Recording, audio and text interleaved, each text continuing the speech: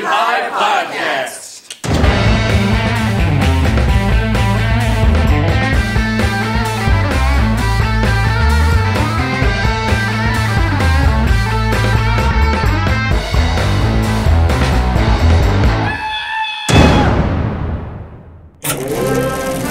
A veritable parade of stars left Hollywood recently and jetted north toward the city of Vancouver, where they joined the cast and crew of the exciting new American Pie film.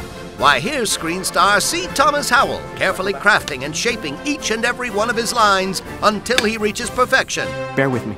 Don't worry, C. Thomas. We'll keep watching. Hey, who's that familiar face? Why, it's Robert Romanus, star of Fast Times at Ridgemont High.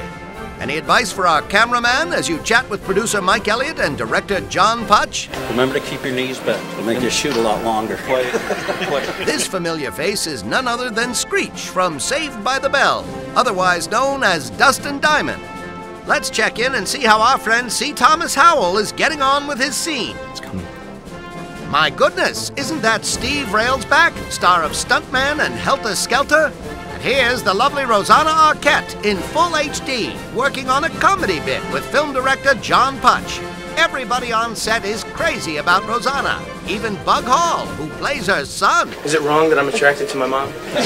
Here's screen star Tim Matheson inviting one of the American Pie boys to a sleepover. Set up the waterbed and the camera, because we got one. Why, that's Peter Brady, otherwise known as Chris Knight. Chris, what words of wisdom do you have for our cast? Stick your finger in her ass. Feel like you're in heaven? Who wouldn't, with Sherman Hemsley in the cast? Sherman, our faithful viewers want to know, have you seen any of the American Pie movies yet? I haven't seen the whole movie, but I'm sure I'll watch this one. Here's Kevin Federline, who plays a Canadian border guard.